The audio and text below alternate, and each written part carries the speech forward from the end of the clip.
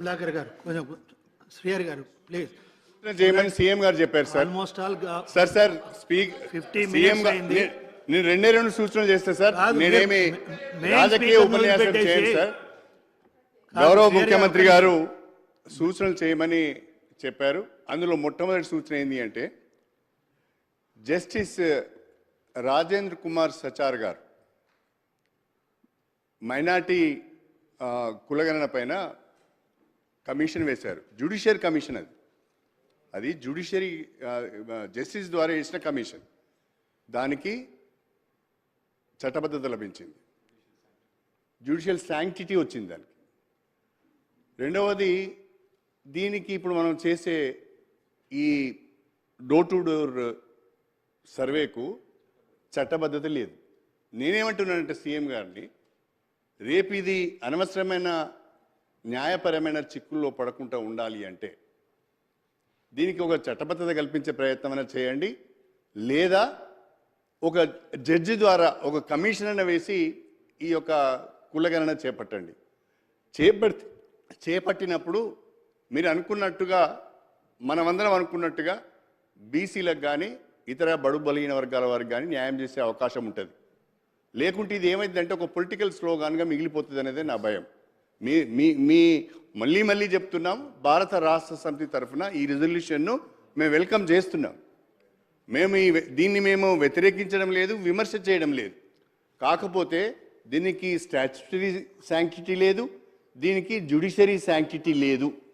లేని ఈ కులగణన ఏ రకంగా బలహీన వర్గాలకు ఉపయోగపడుతుందో దయచేసి ముఖ్యమంత్రి గారు, ప్రభుత్వం ఆలోచించాలి. ఈ కులగణన కంటే ముందు వీటిపైన కూడా ఒక నిర్ణయం తీసుకొని ముందుకు సాగితే బాగుంటుంది అన్నదే మా అభిప్రాయం. కమలాకర్ గారు.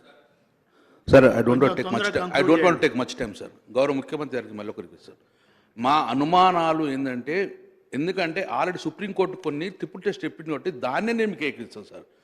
ఆ 3 రాష్ట్రాలలో ఇబ్బందులు పడ్డాయి కాబట్టి ఆ ఇబ్బందులు మనకు రావద్దు అని నేను మీకు దీన్ని మూలే చేసుకోండి సార్. దీన్ని చట్టం చేయండి సార్. తీర్మానంతో సరిపోదు, చట్టం చేయాలి. ఆ చట్టం, ఈ తీర్మానం పాస్ అయిన తర్వాత రేపు విధి విధానాలు చేసుకొని రేపే చట్టం చేయండి సార్ అని చెప్పి నేను రిక్వెస్ట్ సార్. ఎందుకంటే సార్ ఇప్పుడు ట్రిపుల్ టెస్ట్ సార్ సుప్రీంకోర్టు ఏం ఇచ్చిందంటే Krishnamurthy versus Union of India 2010, అందులో దాని తర్వాత Vikas Krishna Gopal versus Government of Maharashtra sir. ఇందులో క్లియర్ ఏం మెన్షన్ చేసిందంటే అధ్యక్ష, authority of the state, what authority you have అని అన్నప్పుడు మనకు సెన్సర్ చేస్తలేం కాబట్టి లోకల్ బాడీ సర్వే ప్రకారం చేస్తున్నాం కాబట్టి ఇమ్మీడియట్ దాన్ని చట్టం చేయమని చెప్తున్నాము. చట్టంలో విధి విధానం చేసుకొని దీని ప్రకారంగా పోతున్నామని చెప్పేసి ఒక చట్టం తయారు చేయమని ఒక రిక్వెస్ట్ చేస్తున్నాం అధ్యక్ష. రెండో అధ్యక్ష, how to breach the 50% of ceiling, ఇది నేను అడగదు అధ్యక్ష. సుప్రీంకోర్టు మనకు కొన్ని కొరిసేషన్ కాబట్టి ఇప్పుడు కూడా కొన్ని రాష్ట్రాలలో ఇప్పటికీ సుప్రీంకోర్టులో ఉన్నాయి పెండింగ్, క్లియర్గా అవుతుంది. డొమైన్ ఎందుకు అంటే కిందికి అధ్యక్ష. How to breach the 50% of ceiling, దానికి కూడా మీరు సమాధానం చెప్పాలి అధ్యక్ష. ఇంకోటి main important, what is the privacy of individual information అధ్యక్ష. మరి మీరు ఆ కులం చెప్పగలుగుతారా, బీసీలో లెక్క పెడతారా, ఆ కులాన్ని మెన్షన్ చేస్తారా? What is the privacy of individual information, ఏం స్టెప్ తీసుకుంటారో అధ్యక్ష. ఇది కూడా మీరు బిల్లులో పెట్టేటప్పుడైనా తీర్మానం తర్వాత ఆ యొక్క ఇండివిజువల్ ఇన్ఫర్మేషన్ను ఎట్లా దాస్తారు, గోప్యంగా వస్తారు అని కూడా ముఖ్యంగా అధ్యక్ష. హూ విల్, మళ్ళీ అడుగుతుంది, who will conduct the survey, BC commission or GID or special commission? ఈ ఒకవేళ ఈ మూడిట్లలో ఏం చేయగలదు అధ్యక్ష? చివరి ఒకటే నేను రిక్వెస్ట్ చేస్తాను అధ్యక్ష, ఈ తీర్మానం ఎట్లా పాస్ అధ్యక్ష? అందరూ స్వాగతిస్తాం, మేము స్వాగతిస్తున్నాం. రేపు ఇమ్మీడియట్గా చట్టం చేసుకున్న తర్వాత ఒక అఖిలపక్షాన్ని ఏర్పడేసుకోరు.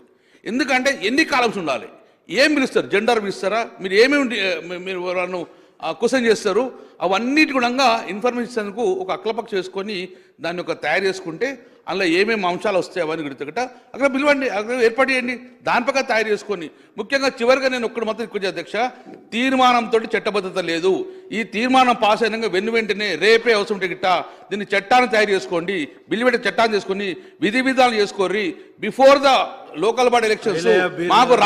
మాకు ఆ యొక్క సార్ అధ్యక్ష ఒక్క చూమిషన్, మీరు ఏదైతే బీసీల మీద ప్రేమ చూస్తారో ఆ ప్రేమ మాకు ఎలక్షన్ ముందు రావాలనే నేను రిక్వెస్ట్ చేస్తాను అధ్యక్ష. అందుకే బిఫోర్ ఎలక్షన్స్ మాకు మా రిజర్వేషన్ మాకు చెప్పండి. సమగ్ర మళ్ళీ మీరు నేను రిక్వెస్ట్ చేస్తాను, సమగ్ర కుటుంబ సర్వే చేస్తున్నారు, అందులో మా బీసీ శాతాన్ని చెప్తున్నారు, ఇదే కదా చెప్పేది. సో అదే మేము కోరుకుంటాం అధ్యక్ష. మొత్తం సమగ్ర కుటుంబం తీసుకొని మా బీసీల శాతాన్ని బహిర్గతం చేయండి. 62% ఉందా, 42% ఉందా 56% ఉందో దాన్ని మీరు తొందరగా ఒక టైం లిమిట్ చెప్పండి, టైం బాండ్ చెప్పండి, అయ్యలే సంవత్సరాలు అభ్యర్థి కాకుండా టైం లిమిట్ లోపల చెప్పాలని చెప్పేసి